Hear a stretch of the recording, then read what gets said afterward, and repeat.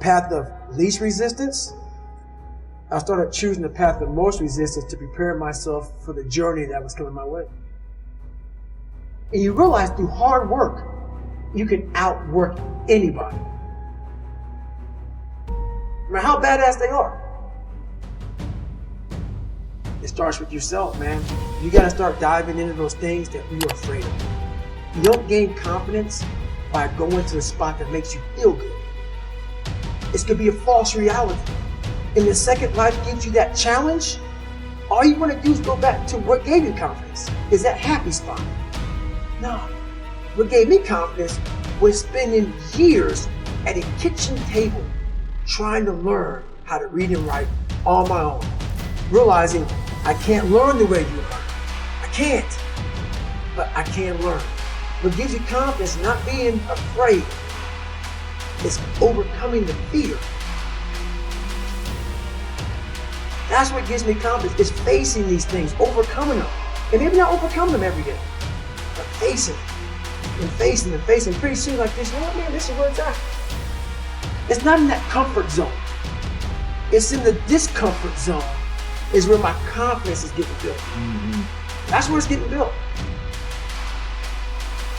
Happiness, peace, enlightenment, it's all up here, man. It's all up here.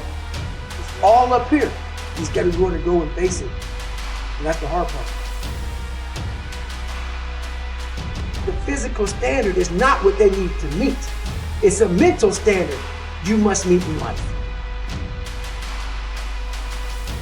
That's how I live my life. I now know that there is no cap on the human mind. There's no cap. We cap it ourselves. When most people quit, I just stop.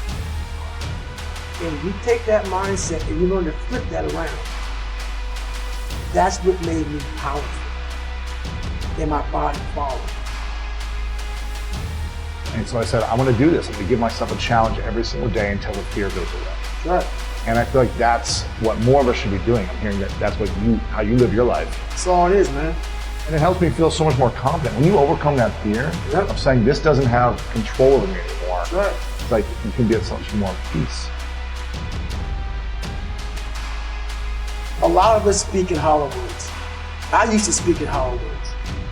I don't do it anymore. Everything that comes out of my mouth has substance. It's real. We all have these feelings in our bodies, in our minds, in our souls.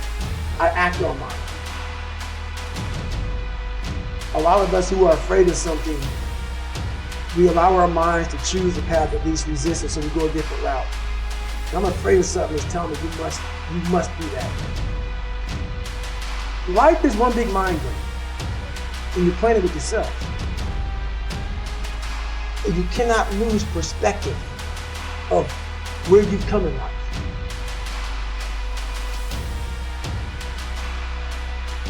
I'm trying to give people a different thought process of life, where failure, hell, disappointment, discomfort is a great learning tool.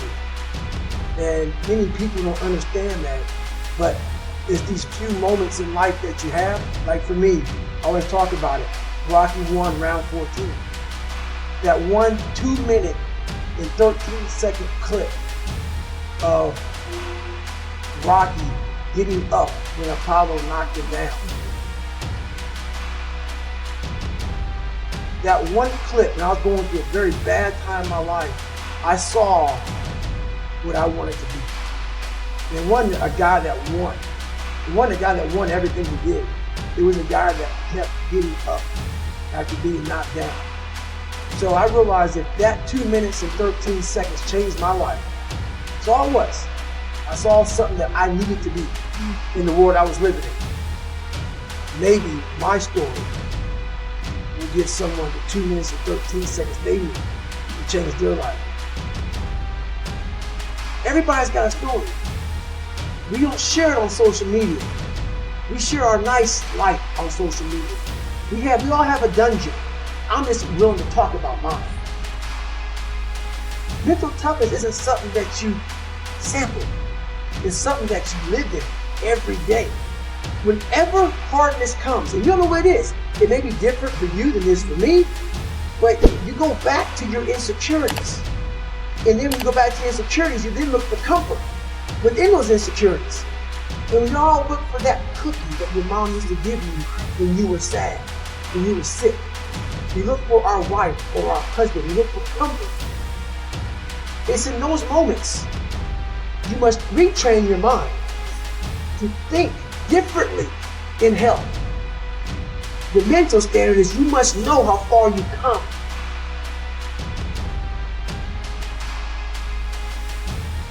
I walk in a room now and I know the hours and years and decades I put into David Goggins. That's something, it's not on the wall. It's not a trophy on the wall. It's not a medal on your neck. I don't care how you perceive David Goggins, because through my journey, I figured out the one piece I was missing. I thought it was cars. I thought it was women. I thought it was money. I thought it was everything. The one piece I was missing was me having the courage to face myself. Where I got my work ethic from was the hours I had to spend learning this. When you sit down and you're not smart, and you have a disability, and you still want to be at the top of your class, I didn't want to just get by. When I realized that I can learn through hard work, and I can beat the valedictorian in school if I got put in 10 hours more a day than he does. You know what kind of strength comes from that? When you're sitting down and that guy, that valedictorian studied for an hour, and you know I caught you. I have the work ethic to catch you.